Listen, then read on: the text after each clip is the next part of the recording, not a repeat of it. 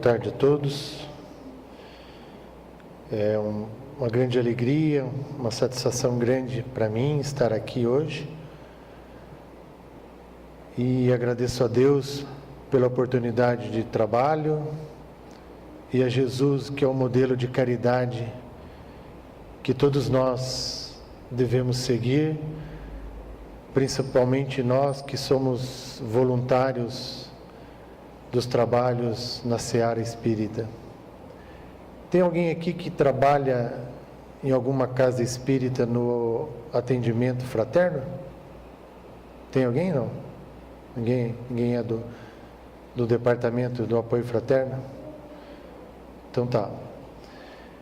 Bom, nós assumimos um compromisso, talvez, com a espiritualidade, e nós estamos muito envolvidos hoje com o uso e o abuso de substâncias.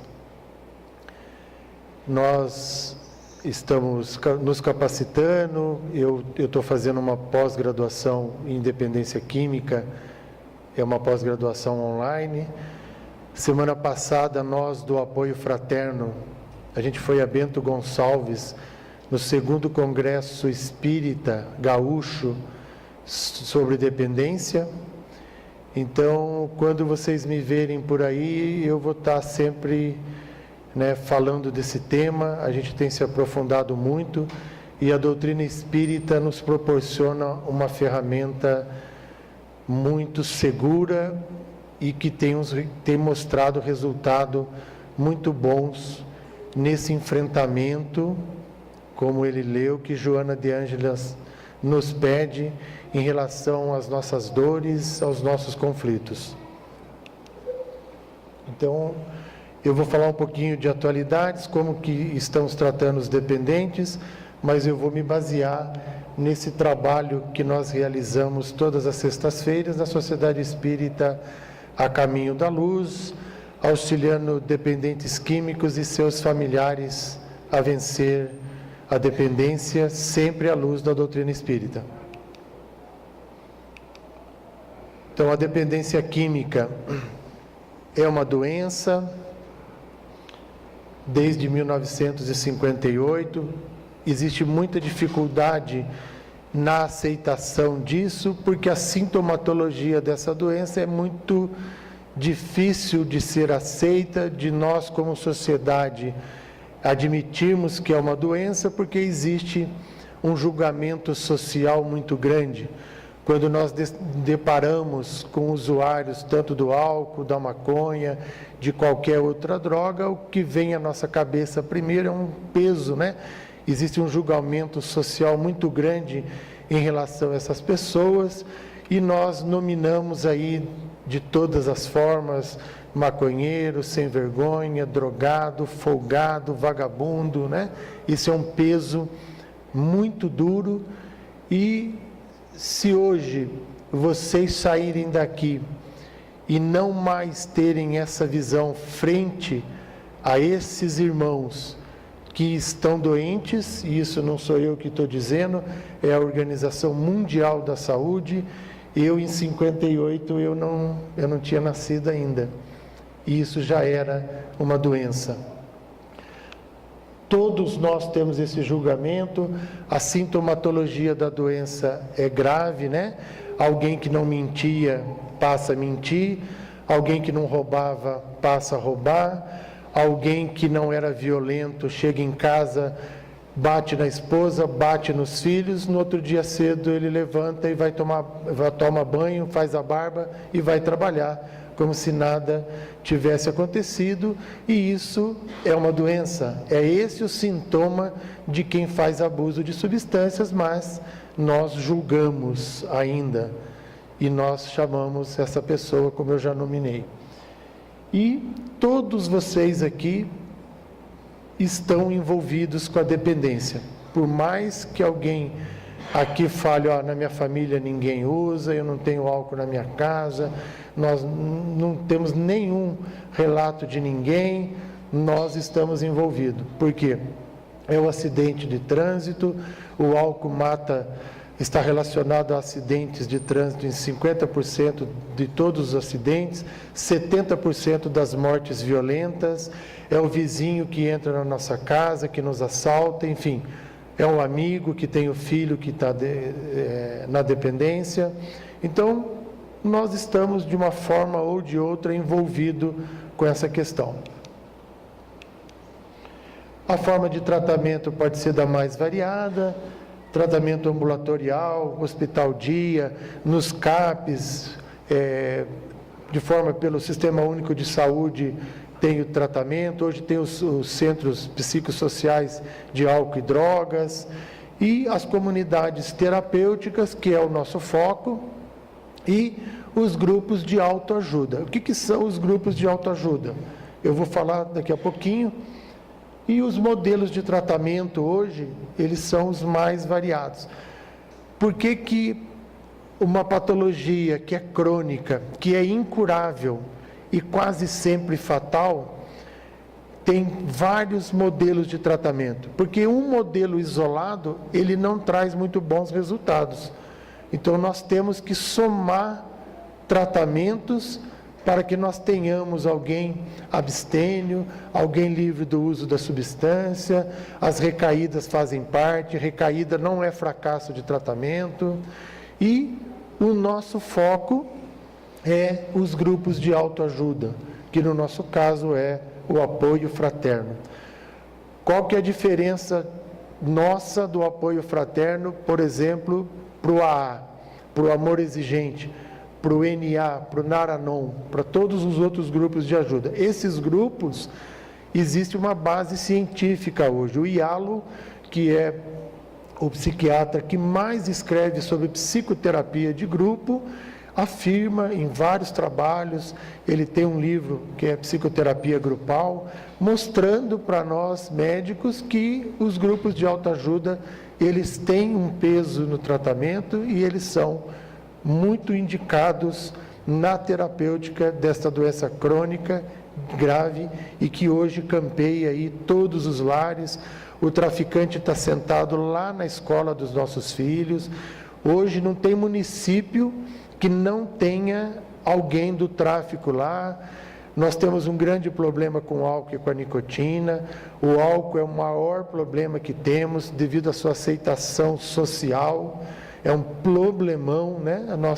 Nós conseguimos tirar do nosso hábito. Para nós espíritas fica muito fácil entender isso, porque nós conhecemos bem vampirismo, conhecemos bem obsessão e sabemos que vamos transcender, e lá no plano espiritual não tem a substância. Isso vai trazer um transtorno, um sofrimento muito grande, e nós vamos ver como que o apoio fraterno auxilia essas pessoas à luz da doutrina espírita. Então, a nossa diferença desses grupos de autoajuda é que quem nos procura sabe que o apoio fraterno é um grupo de autoajuda para dependentes químicos e codependentes espírita, tá? Nós somos um grupo de autoajuda espírita. E aqui no Paraná, a AME Cascavel, a Associação Médica Espírita de Cascavel, é o primeiro grupo numa casa espírita, que no nosso caso é na Sociedade Espírita A Caminho da Luz, que eu vou mostrar para vocês adiante. Então, todos esses modelos psicossocial, esse é um modelo de tratamento muito bom, porque a doença tem esse caráter, ela é uma doença biopsicossocial, e no nosso caso, não entrou ali, no nosso caso ela tem o caráter espiritual, que é aonde nós atuamos. O tratamento farmacológico ainda tem poucas evidências, apesar com relação ao álcool agora, foi lançado recentemente uma substância que diminui em até 60% para os pacientes dependentes da substância psicoativa chamada álcool. Tratamento psicoterápico sempre, lá no apoio fraterno, nós orientamos as famílias que, além de estar no apoio fraterno, ela também pode procurar outros grupos de autoajuda, as comunidades terapêuticas, tratamento psicoterápico, nós sempre indicamos um acompanhamento com a psicóloga, e o modelo de Minnesota, que é o mais difundido, as entrevistas motivacional e a prevenção de recaídas. Eu não vou entrar em detalhes, que isso é um assunto que nós discutimos lá, mais voltado para a área médica. Então, o que são os grupos de autoajuda?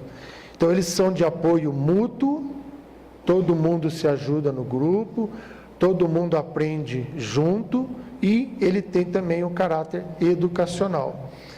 A liderança vem no interior do grupo. O nosso grupo hoje, a gente vê muito, nós estamos vivenciando isso hoje dentro do nosso grupo, das lideranças. Nós temos hoje 2 codependentes no grupo que já se tornaram voluntários no grupo. Reporta-se o quê? A um fator destruidor, né, da vida. É só quem vive isso, né? Alguém aí que tenha um familiar usuário de crack sabe o que eu estou dizendo, o quanto é duro, o quanto sofrimento, o quanto as famílias adoecem com isso, mas nós temos uma proposta boa, que é o apoio fraterno. Nós temos recebido muito depoimentos de familiares que relatam assim, depois que passei a vir aqui, eu descobri que eu sou gente, e que agora eu tenho condições de ter uma vida boa, saudável, apesar do meu filho ser um dependente. E os membros desse grupo, eles participam de forma voluntária, né? Quem está lá, está por amor, e ninguém vai ganhar nada, a não ser bônus horas aí. Não tem interesse financeiro, muito menos fins lucrativos. O objetivo é o crescimento pessoal dos seus integrantes. Quando nós começamos, eu fui o primeiro que fiz a capacitação, trouxe o projeto para Cascavel, apresentamos para a União Regional Espírita aqui, a Sociedade Espírita Caminho da Luz nos acolheu, a gente fez a capacitação de todos os membros lá, e teve algumas pessoas que começaram a fazer a capacitação, mas elas não se mantiveram no grupo. Por quê? Porque há a necessidade, paulatinamente, dentro do grupo, você vai percebendo que para se manter no grupo, você não pode usar nenhuma substância. E muitos, uns 4, 5 voluntários desistiram do grupo, porque não conseguiam mais se desfazer do uso inocente, né? Quem lê Nosso Lar, André Luiz fazia o uso inocente de álcool, né? E acabou tendo consequências gravíssimas. Então, esse crescimento dentro do grupo, e ao mesmo tempo outros voluntários. Nós tínhamos uma voluntária que não sabíamos que era dependente do álcool, e sendo voluntária no grupo, ela está sem uso, está fazendo tratamento, é voluntária no grupo, ela é codependente, dependente, e ao mesmo tempo ela é uma voluntária que está em tratamento. E tem caráter anônimo e, confidencial. Então, nesse dia, lá na Sociedade Espírita Caminho da Luz, só funciona o apoio fraterno, não tem nenhuma outra atividade na casa. Por quê? Porque nós prezamos muito esse caráter grupal, que é anônimo e confidencial. Por quê? Porque lá no grupo, são pessoas que estão frequentando o grupo, mas que a gente encontra no supermercado, encontra socialmente.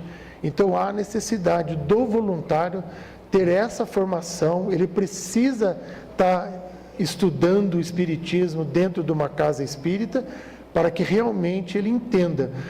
Porque se um frequentador, um dependente químico, que frequenta o apoio fraterno, está numa reunião social e vê um voluntário do grupo, por exemplo, tomando cerveja, o grupo acabou. Jamais esse grupo vai ter crédito, porque o dependente vai falar, mas ele é voluntário e ele usa. Então, esse crescimento dentro do grupo a gente vê de uma forma muito clara. Então, o que é o tratamento de grupo? Como que funciona isso? não é apenas um relato que as pessoas vão lá vomitar problemas para nós. Não. Individuais, cada um fala do seu problema. Não. É o resultado do que? De troca de ideias, de sentimentos e de sensações. E está baseado nas 3 âncias. A partir de semelhanças, gera esperança e aumenta a confiança dos indivíduos em suas próprias capacidades. Então, o IALO traz para nós que em algumas semanas, um agregado de estranhos assustados, que vocês não imaginam como essas pessoas chegam no grupo, assustados e desconfiados, e vão se transformando num grupo íntimo e mutuamente proveitoso. Isso a gente vê isso de uma forma muito nítida, né? As pessoas chegam lá na primeira reunião com medo, assustada, não falam, uns só choram e, com o caminhar do grupo, começam a falar, começam a se identificar, as semelhanças vão gerando esperança e que gera confiança. Então, esse slide já está desatualizado, porque o apoio fraterno é baseado nesse livro, Auxiliando Almas a Vencer a Dependência Química, que agora já está, nós acabamos de receber lá em Bento Gonçalves, no Congresso, a 2ª edição, totalmente reformulada, e hoje com o apoio da Federação Espírita do Rio Grande do Sul, a FERGS. E, junto com a AME, né, as AMES, que é a entidade capacitada para fazer o treinamento desses grupos, que se essa casa espírita, por exemplo, se interessar e quiser formar um grupo do apoio fraterno para atender os dependentes aqui, a AME vem dar a capacitação e o CEPAL, né, estará apto para atender essas pessoas. Então, esse grupo nasceu na Associação Médico Espírita de Santo Ângelo. O Dr. Edson, que é o autor desse livro, ele era clínico, tinha muito problema em tratar os dependentes químicos, e um dia um professor dele falou: olha, os grupos de autoajuda, eles recuperam às vezes melhor que os médicos. E ele, espírita, acabou fazendo especialização em psiquiatria, frequentou todos esses grupos de autoajuda durante 3 anos, principalmente o AA e o Amor Exigente, e depois ele desenhou esse grupo de autoajuda espírita, que hoje é o Apoio Fraterno, e que a AME Cascavel. Eu estava em Maceió, quando ele apresentou isso que eu estou falando aqui, ele apresentou lá em Maceió, eu já estava envolvido com a dependência, e fiz a minha capacitação, trouxemos para Cascavel, e hoje o nosso grupo está muito bem consolidado. Estamos trabalhando nas sextas-feiras, lá na Rua Vilhena, 161, no São Cristóvão, na Sociedade Espírita A Caminho da Luz. Toda sexta-feira, mesmo que a sexta-feira caia dia 24, dia 31, feriado, nós sempre vamos estar lá. Todas as sextas-feiras do ano, tá? Às 19h30. 19h30 até às 21 horas. 19h30 os portões são fechados, não entra ninguém. Se chegar atrasado, vai ter que deixar para sexta que vem. Nós não abrimos o portão depois das 19h30. Então, o apoio fraterno tem um princípio, tem uma prática, tem uma dinâmica de funcionamento. Nós, em uma das reuniões, eu vou falar mais adiante, a gente aborda as drogas, todas elas, a gente conceitua, classifica, descreve e a gente discute. Ontem foi a reunião que nós falamos de uma das substâncias. Sempre é alguém que está capacitado, que está fazendo uma pós-graduação, ou é um médico, ou é um psiquiatra que fala dessa parte das drogas. Por isso a necessidade, por exemplo, o CEPAL quer ter um apoio fraterno. A AME vem e dá esse suporte. a AME vem, fala das drogas, fala da parte médica. Se a doutora Cristina, que é dentista, se interessar, por exemplo, e quiser se envolver com a dependência, ela está capacitada. Não precisa ser um médico, mas precisa ser alguém que esteja estudando, que esteja envolvido com a dependência. No nosso grupo agora, a AME vai patrocinar, tem 2 pessoas que o ano que vem, uma vai a Curitiba e a outra acho que vai a Maringá, ou vai a Porto Alegre fazer 2 anos de especialização em dependência química. Vai trabalhar com dependência, vai ganhar dinheiro? Não. Vai por amor a esse trabalho. Então, o trabalho consiste numa apresentação em que nós recebemos as famílias, recebemos o dependente, o voluntário escalado para ficar na recepção faz uma primeira abordagem, fala da dinâmica e nós nos reunimos aqui, né, num grande salão. E essa primeira etapa vai durar 35 minutos, que nós acolhemos, fazemos a prece inicial, todos repetem em voz alta a oração da serenidade, o lema de compromisso, que é o que se vê aqui, o que se fala aqui, o que se ouve aqui, aqui permanece. E fazemos uma apresentação individual, sempre o primeiro nome, não se identifica sobrenome, não falamos nada que possa identificar a pessoa. Então eu, por exemplo, lá, eu não sou médico, e eu não sou Madeira como todo mundo me conhece. Lá eu me apresento, eu sou João e eu sou voluntário do apoio fraterno. Como eu tenho dependência na minha família, eu me apresento também como um codependente. Então, meu nome é João, existe um crachá, todos os participantes têm um crachá com o seu nome. Nós temos um crachá diferente que nos identifica como voluntário e essa apresentação ela é individual. Eu sou fulano, estou aqui porque sou dependente. Eu sou ciclano, eu estou aqui porque eu sou codependente.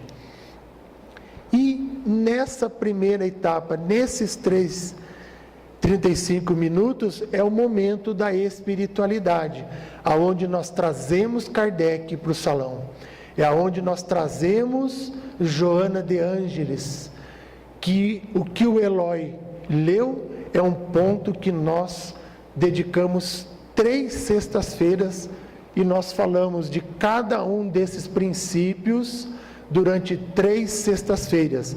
Na 4ª sexta-feira, nós exemplificamos com todos o Evangelho no Lar, que é conhecido de todos, e nós vamos ver qual que é essa contribuição. Então nós falamos dos caracteres da perfeição, Livro dos Espíritos, capítulo 17. Falamos da missão dos pais, falamos das semelhanças físicas, Livro dos Espíritos, questão 216. Falamos do amor maternal e filial também, que está no SOS Família, Joana de Ângeles, de Valdo Franco. Desafios da vida familiar. Toda família tem que ter a série de família do Raul Teixeira. Vereda familiar para quem tem filhos, para quem vai casar, para quem é casalzinho de novo, tem que ler Vereda familiar. Porque daí o fardo fica mais leve, orientamos as nossas crianças à luz da doutrina espírita. Falamos da culpa e da responsabilidade, do comportamento cristão, o que representa nas nossas vidas uma família em que Deus, em que Jesus está posto no nosso dia a dia. Falamos da paz e da espada, do escândalo e da crise.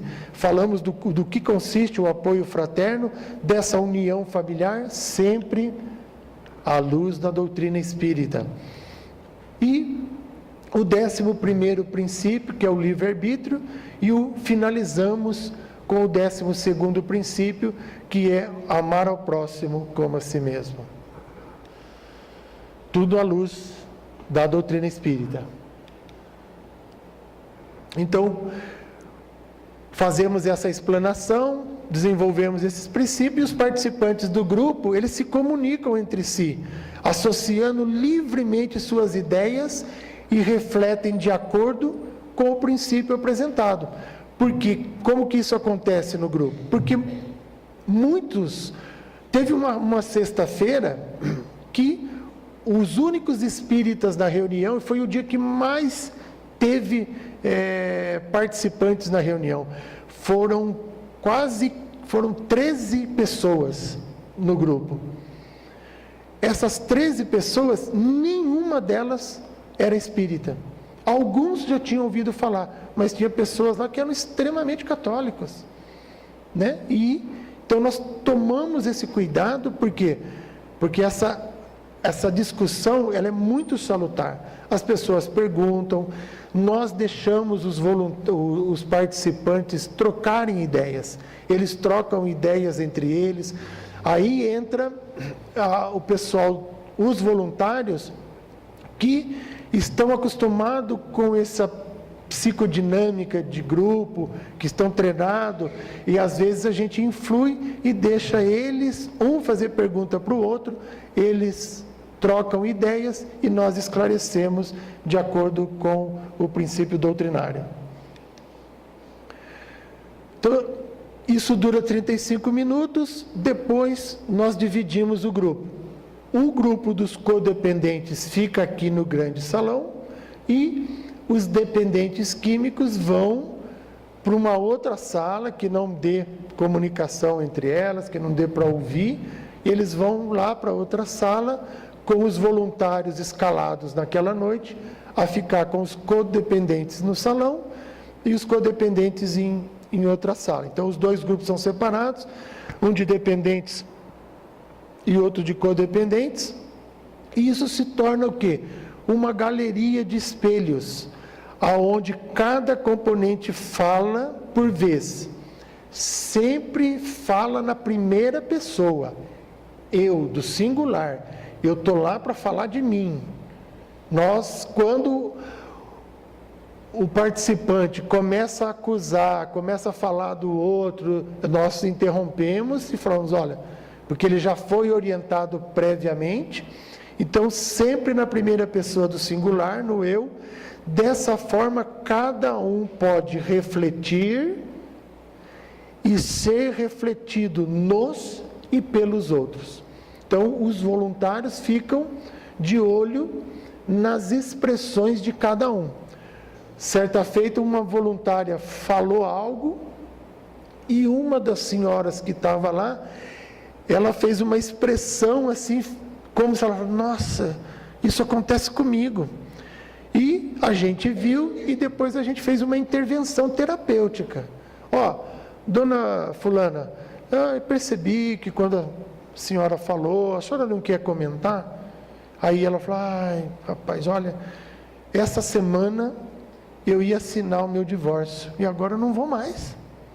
Porque o relato da senhora que estava fazendo um enfrentamento de 40 anos com o marido dependente do álcool, e ela sorriu e falou, não, ainda bem que ele casou comigo. Aí semelhança gera uma esperança que gera confiança. Essa senhora até então não tinha falado no grupo, aí ela pôs para fora e não se separou. Quer dizer, pelo menos foi o que ela disse lá. Então esse momento de espelho é fantástico. E Alou descreve isso de uma forma muito mais profunda e a gente vê o quanto isso beneficia a cada um.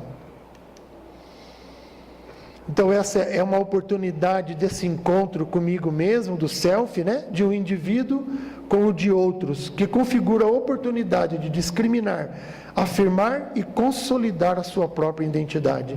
Um grupo coeso e bem constituído exerce durante toda a atividade, principalmente nessa etapa, uma importantíssima função de ser um continente de angústias e de necessidades de cada um e de todos. Naturalmente, quando a gente encerra o trabalho à noite lá, as pessoas se abraçam, sem ter falado, sem fazer parte dessa dinâmica. Há um abraço coletivo maravilhoso e a gente percebe o quanto isso tira esse peso, essa angústia de eu poder dividir com o outro aquilo que o outro tem, que é igual ao que eu tenho. Porque sofrer sozinho, gente, dói demais. Né? Quando a gente divide com o outro, o fardo fica mais leve. E a gente se propõe a uma mudança.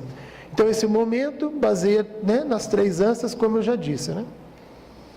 E, depois que passa esses 55 minutos, os 2 grupos se reúnem no grande salão, onde nós nos despedimos, agradecemos a presença, falamos do princípio, como será a próxima reunião, solicitamos a presença de todos na próxima reunião, fazemos a oração da serenidade, o lema de compromisso e encerramos, como sempre, né, numa atividade espírita, com a prece, e no nosso caso, lá no nosso grupo, a gente serve a água fluidificada, que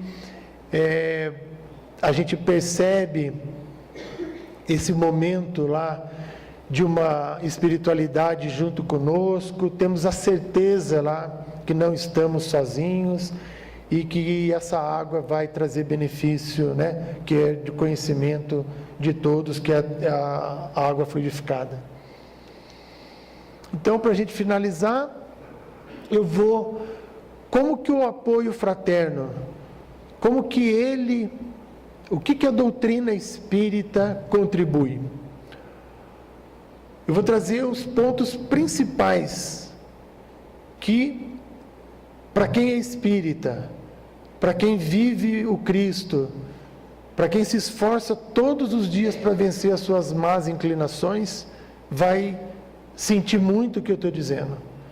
O Evangelho no Lar, eu indico o Evangelho no Lar como um infectologista dá antibiótico para uma infecção. O Evangelho no Lar é fundamental. Eu diria assim, o lar que preza esse momento doutrinário, esse convite semanal que fazemos para o Mestre, a melhora desse ambiente afetivo e espiritual da família, traz paz, traz compreensão, traz conhecimento, e é o encontro semanal, em que nós chamamos o Mestre para adentrar as portas da nossa casa.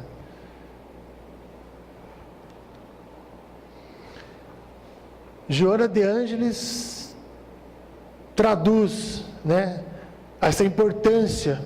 O que significa o Evangelho no Lar? Dedica das 7 noites da semana ao culto do Evangelho no Lar, a fim de que Jesus possa pernoctar em sua casa. A prece, a oração é o instrumento pelo qual a criatura fala a Deus. A inspiração lhe chega na condição de divina resposta. A oração sincera, feita de entrega íntima a Deus, desenvolve a percepção de realidades normalmente não detectadas, que fazem parte do mundo extrafísico. Nós tivemos uma reunião em que veio um familiar. Ele pediu para vir na reunião porque ele queria saber o que estava acontecendo com 2 familiares dele. Tá? Isso que eu estou falando, eu estou trocando tudo, tá? As personagens, que eu não posso deixar sombra de identificação, né? E ele participou do grupo, naquele momento de espiritualidade, em que os grupos já tinham se separado. Ele falou: olha, eu vim aqui porque eu queria saber quem são vocês. Porque o meu familiar era ateu, dizia que Deus não existia, e eu peguei ele outro dia orando, rezando, e ele era um ser para mim que eu não sabia que existia. E o outro familiar, muito menos, porque eu jamais conversei com ele. E agora, eu não sei o que está acontecendo. Nós almoçamos domingo, todos juntos. Porque eles fazem essa reunião que vocês falam aí, não sei se eles leem a Bíblia, mas eles se reúnem. E é uma neurose, porque naquele dia eles tiram o telefone do gancho, porque a gente exemplifica com eles. Como eu faço o Evangelho no Lar na minha casa, A gente faz naquele dia lá no apoio fraterno igualzinho. A gente exemplifica, como se todos fossem parte da nossa família. E esse familiar falou, olha, agora aquele dia lá, eles desligam o telefone e eles colocam uma jarra de água na mesa, diz que lá tem remédio. Isso é um depoimento de um familiar que nunca foi na reunião, mas o que o apoio fraterno tem representado na vida dessas pessoas, à luz da doutrina espírita. Evangelho no lar, prece. E Chico Xavier, essa definição para mim é fantástica. No mínimo, a prece nos pacifica para que encontremos por nós mesmos a saída para a dificuldade que estejamos enfrentando. Quer dizer, nós temos que estar em prece constantemente. Quem de nós aqui não está enfrentando uma dificuldade? E o vampirismo e a obsessão, que André Luiz nos traz de uma forma brilhante nos domínios da mediunidade. André Luiz descreve o ambiente de um restaurante, que quem olha parece ser um ambiente inocente. As famílias estão lá comendo, mas está posto duas substâncias lá, que é o álcool e a nicotina. E André Luiz descreve o que isso representa. Isso é muito sério, gente. Nós precisamos tomar uma decisão na nossa vida, porque nós sabemos o que o vampirismo representa. Poucas vezes em medicina nós podemos falar, isso se dá sempre assim, isso acontece dessa forma. Mas aqui na viciação, nós nunca vamos estar sozinhos. Toda vez que fumarmos um cigarro e que tomarmos um copo de álcool de qualquer tipo aí, vai ter alguém junto com a gente. E não sou eu que estou dizendo, não é o apoio fraterno, é André Luiz. Quem estudar o capítulo 15 nos domínios da mediunidade vai entender o que eu estou dizendo. A obsessão campeia, o suicídio e a depressão serão a maior causa de morte até 2030, junto com as doenças cardiovasculares. Isso é sério. E nós esclarecemos essas pessoas. O que representa, por exemplo, uma família que tem álcool em casa? De novo veio um outro familiar, que também não participava do grupo, mas que os seus familiares estavam indo. E ele veio para nos conhecer, para conhecer o grupo, né? não conhecer nós, pessoa, né? Porque ele disse assim, hoje, na minha casa, eu não tenho mais nenhuma bebida, porque depois que eu fiz isso, o meu filho, quando vai domingo na minha casa, agora, em vez de beber, ele conversa comigo. Então, libera toxinas que impregnam no perispírito. Então, quando eu uso substância, eu intoxico o corpo físico, ninguém aqui tem dúvida, mas isso vai ficar impregnado no nosso corpo espiritual. Introduz impurezas, amortecendo as vibrações, entorpecimento psíquico, insensibilidade ao tratamento espiritual. A dependência prossegue depois da morte. As lesões do corpo físico refletem no corpo espiritual. O perispírito imprime as lesões nas futuras organizações fisiológicas. Hoje a psiquiatria diz que a dependência química é uma doença crônica que vai se desenvolvendo e que ninguém nasce dependente. Mas é porque a psiquiatria não conhece Manuel Filomeno de Miranda. Esses dois slides que eu estou passando é do Manuel Filomeno de Miranda. Então outro depoimento importante lá no apoio fraterno, uma senhora que ela não conseguia falar, né? Ela chorava compulsivamente e ela perguntava, o que eu fiz? O que eu errei? Olha, desde pequenininho, boas notas, fez faculdade, é um excelente profissional, ia comigo na igreja, nós falávamos das substâncias da nossa casa. Eu já me perguntei, faz 5 anos que essa família está no sofrimento, sem tratamento. sem resultado, sem um acolhimento. E ela não entendia por que que o filho fez uso de substância. Por quê? Porque isso está impresso. Por mais que nós cuidemos da nossa prole, isso pode estar, como diz Joana de Ângeles, lá nos painéis profundos da nossa individualidade. Então, comecemos hoje, como diz Chico Xavier, a desenhar um fim melhor, porque não dá para voltar atrás e começar de novo. Não dá. Então, esse entendimento, à luz da doutrina espírita, nós orientamos essa mãe e confortamos ela. Mãezinha, a senhora não tem culpa. Por quê? Porque está lá no inconsciente, como disse Freud, no coletivo, como disse Jung.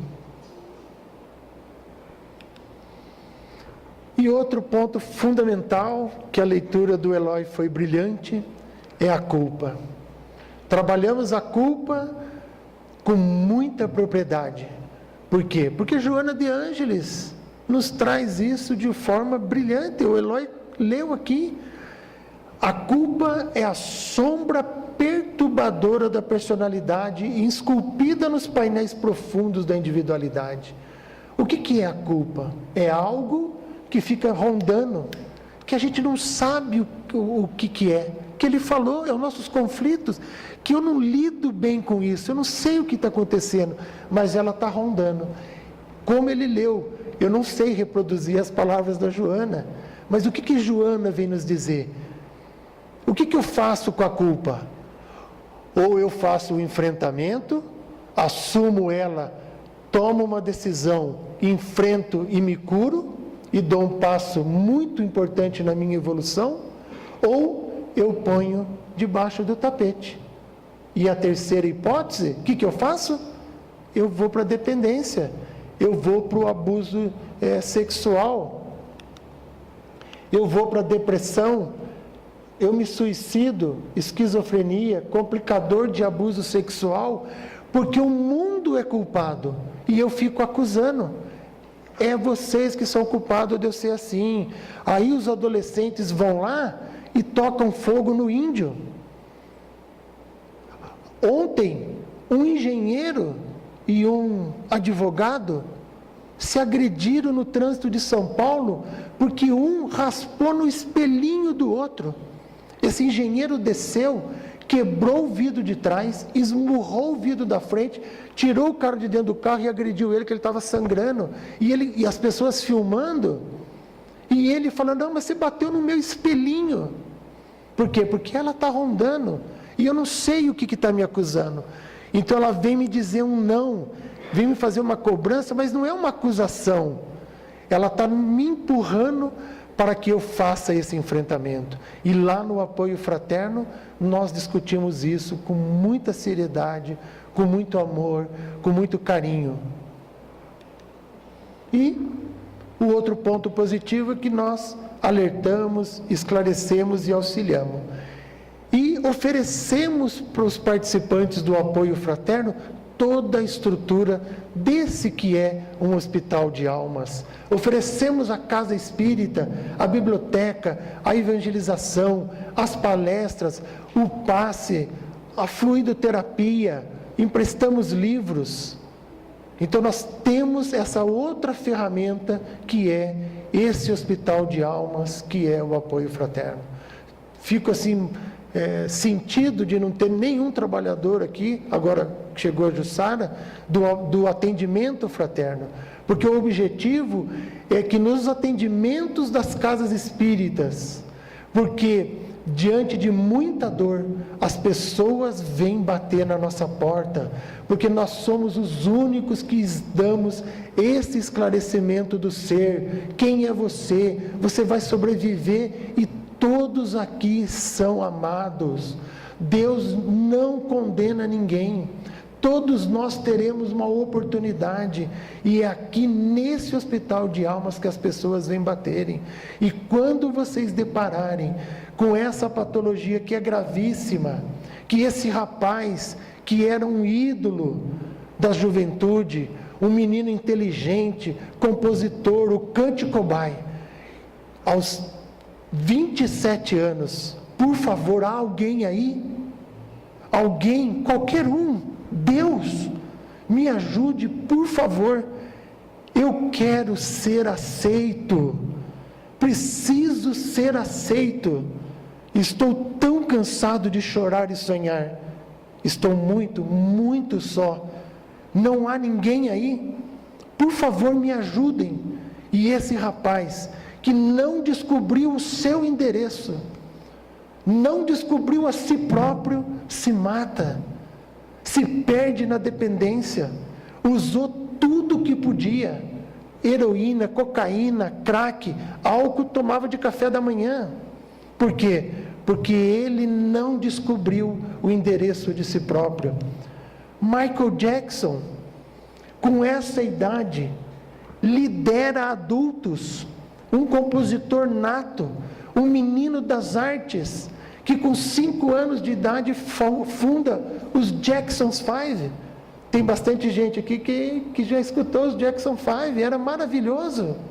Não descobriu o seu endereço. Queria ser branco, perturbado sexualmente. Por quê? Porque a culpa ficou rondando. Não descobriu Deus nessa existência e sucumbe aos 50 anos de idade. E de chorar, gente, eu fui às lágrimas. E estou me segurando aqui, porque amava Robin Williams. Amava esse homem, sem conhecê-lo. Um homem que faz Patch Adams. Um homem que faz Amor Além da Vida. Um homem que podia pegar $1 milhão com os filhos e falar: vamos fazer aviãozinho, vamos queimar $1 milhão.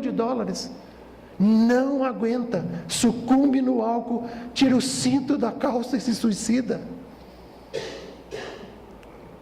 E vários outros, né? Esse menino que a minha filha gostava dele, né? Está perdido, aprontando todas, usando um monte de substância, e é um péssimo exemplo para os nossos jovens. Então, meus amigos, para finalizar, essa proposta da Joana de Ângeles é o que está em cada um de nós. Neste homem atribulado de nossos dias, a divindade deposita a confiança em favor de uma renovação para um mundo melhor e uma sociedade muito feliz. Muita paz a todos, muito obrigado.